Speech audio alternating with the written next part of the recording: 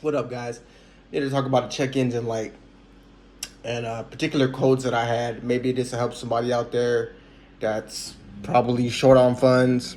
They can't pay a mechanic $500 for labor, parts, and ridiculous amount of stuff that they don't even have wrong with their car. All right, so I had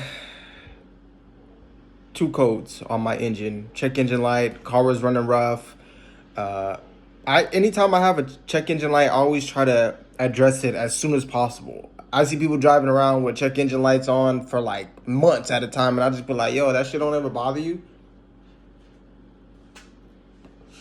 So my particular check engine light was for.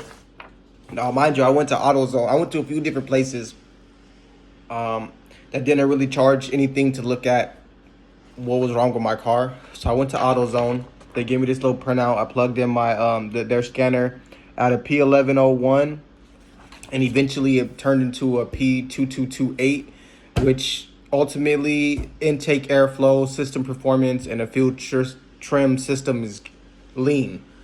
All right. So what they told me was is I need a new MAF sensor. MAF, mass airflow sensor. All right. Now I drive a Cadillac CTS. And with Cadillacs, I noticed you can't put in no cheap parts. You can't put in aftermarket. Sometimes aftermarket parts, Duralast, whatever, they don't work. They don't even fit. They ain't even the right size. So you got to be mindful of that. All right. So when I went there, it said to change my MAF sensor. I changed it. I bought a Hitachi brand, and it just wasn't it. It did not fit in there properly. The connection was on the wrong side, so I was like, okay, let me go OEM. Spend a few extra dollars. The sensor cost me like $106 for an AC Delco MAF sensor, MAF sensor. Put it in, did not fix the problem. I have my own scanner, so I clear my codes when I do the fix, which I hope is the fix. Turns out it wasn't it. So what I did is I said, you know what? Let me turn this back in. Let me clean my MAF sensor with some mass airflow sensor cleaner. Sprayed it on there, cleaned it out, put it back on. It went away for a few days. Came back on. It kept coming on and off intermittently. Would stay on a little bit longer than it would stay off. So I was like, you know what? Let me check my air box. I had a K&N air filter inside my air intake box. Figured, get a little extra horsepower out of it. It did work a little bit, but what I will say is that I did notice there was a decent amount of oil inside my air tube and my where that connects to the air filter box and where it goes into the turbocharger. So I cleaned that out with the napkin, a dry napkin, and it was a decent amount of oil in there. So I wouldn't recommend using K&N air filters because they do actually spit out oil. All right, so I wound up taking it out. Turns out I had a dirty air filter as well. Make sure you check your air filters when you get these codes. Make sure you don't have a dirty air filter. I think my air box was a little loose on top of it. So I got me a paper air filter instead of a K&N oiled air filter. Put it in there, sealed my air box completely up tightly. Went away again for a little bit. I cleared it and it came back kind of almost instantly. My idle was rough. It kept almost trying to die on me, and I was like, but it would drive kind of fine. So I'm like, okay, obviously the issue isn't like too severe, but I know I need to address it. So I started to do some more research. I took it into Pet Boys. Pet Boys gave me a printout, kind of the same thing. I have a bad left rear speed sensor, but they was trying to tell me I had bad rotors. I could change rotors and brakes on my own, not a problem. Trying to charge me $600 to do that. Guys, get your own tools, get a jack, get some jack stands, learn how to turn the ratchet. All right, I take my own wheels off with a torque wrench and the proper size socket. All right, you guys can do this stuff at home on your own. Sometimes save yourself some money. Back to the story. Went to Pep Boys. They told me that my throttle position sensor needed to be changed and nobody had it. It was like a $500 part, some shit like that. So I'm like, okay, well, if you can't do it, then I got to find someone that could do it. Then I took it to AutoZone again, and AutoZone said to clean the throttle body, and you're gonna need a new throttle body gasket. The only red flags that popped up to me immediately was the air filter possibly being dirty, and the throttle body needing to be cleaned. Now, mind you, most people hear this stuff, they think cars, they think mechanics. They're like, I'll just leave it to the professionals. Which, hey, if you don't feel comfortable touching your car, leave it to the professionals. But no, you're gonna be paying some money. Long story short, I took a chance, opened up my air filter box. I seen I had a dirty air filter. Took the cane in. I told you I just put the paper filter in there. All right. And I was like, you know what? Let me buy some throttle body cleaner and some paper towels, and let me clean out my throttle body. I had a Ford Expedition, a 2004 Eddie Bauer Expedition, and I was getting some mad codes and sluggish acceleration. So I was like, you know what? Let me clean the throttle body. Sure enough, when I cleaned that throttle body, it was pretty dirty. So when I cleaned this one, I opened it up, took a chance. It didn't seem dirty to me, like really bad. But it was dirty enough for me to know, okay, it's dirty. But it's not like it wasn't like gummed up with like the tar substance or whatever that stuff is on the throttle. So I cleaned it out, sprayed in that throttle body down really well, did the butterfly valve, opened it up, made sure I got off the lip on both sides, top and bottom. The only catch is with electric throttle body systems that don't, before, modern cars used to have the cable for the throttle body. Those you could just set the idle. Apparently with the newer ones, the electronic throttle body sensors, you have to have, for the most part, a scanner tool connected into the OBD2 port to reset the idle to relearn it. But from my research and knowledge, for the most part, there's always another way that you could do it, which is kind of like without the scanner, but you got to do the process correctly.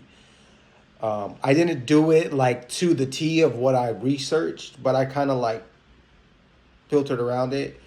My main thing is I took it up on highway speeds, and it I was up at like 50 miles per hour, 80, just driving it all day long until the idle eventually set. But it was kind of rough, a little high, and then it was dropping a little low to like 550, almost 500, wanting to stall out on me. But after a couple of days, it just evened out. It's been pretty even for the most part. I think I might need some spark plugs. But I cleared my check engine light. It hasn't came back on. But every time I would clear my check engine light, first I did the air filter, waited like a week and a half till I got to the throttle body to clean it. Because I wanted to see like if maybe the codes went away, if there was new codes that came back or came with the P1101. So all in all, I've been sitting on this code for like a month and a half. I took it to a mechanic shop that does free diagnostics. But then I had to take it to Pep Boys because I was like, okay, if it really, because it was down to a point where it was like, okay, it's not going away, and it could be a vacuum leak with the P1101, P228, 2228. With GM across the board, it could be a vacuum leak, which could be severe, but could be less severe. Excuse me, guys. I'm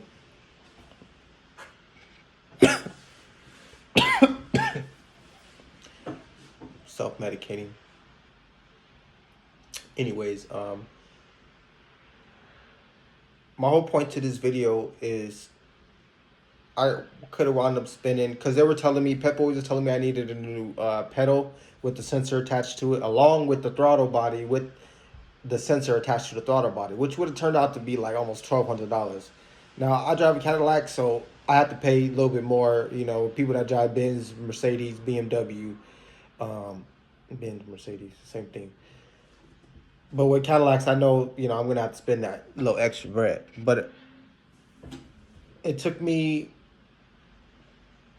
5 minutes to change my air filter on my own with the screwdriver.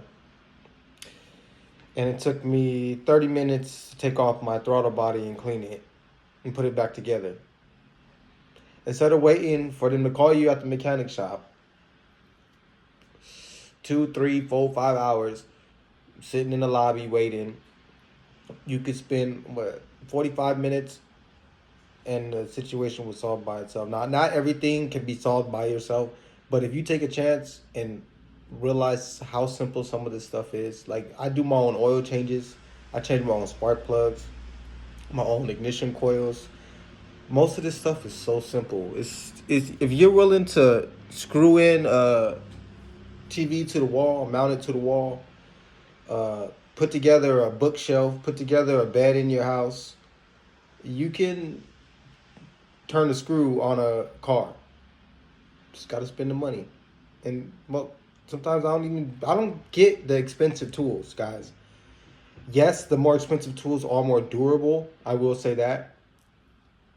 I have witnessed. I bought some cheap China-made ratchet, and eventually it wound up the turn dial wound up that you turn back and forth to go left and right on the ratchet wound up breaking. The plastic piece broke.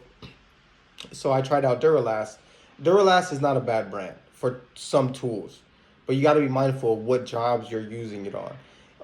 Craftsman, really good, but mind you, if you're just starting off, you're just trying to do a few things here and there, you don't got to go all out. Some of these tools I spend like $10, $15 on. Brake pad spreaders, brake pad. A lot of these things, guys, you guys can do yourself. These mechanics, I know they need money. They're going to tell you got $1,500 worth of work that needs to get done. They're always going to tell you that. What I do is I'm going there for a specific, like a differential seal, a gasket. Some cars you can do them on your own, some cars you can't. It's a pretty nifty job.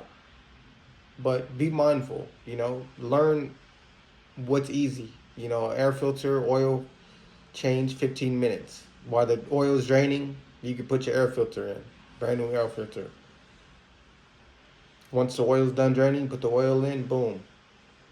All that's left really is spark plugs, ignition coils, and most of the time they're right there up top.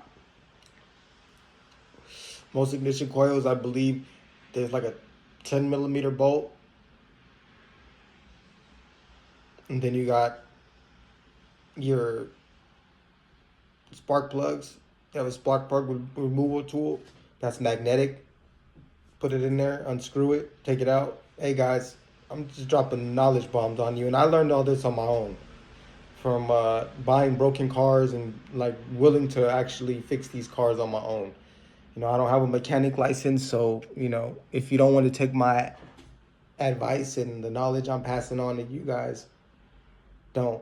But I know for a fact the stuff that I'm putting out there is knowledge that can help somebody else. And if any mechanics want to chime in on my video, feel free to. I'm gonna try and start making more videos to help more people out. All the youngins out there that don't know crap about cars, I'm gonna start putting my knowledge out there to help you guys. It's for you guys, for the future. Let's go for the future. Make America great again. For everybody, not just Donald Trump.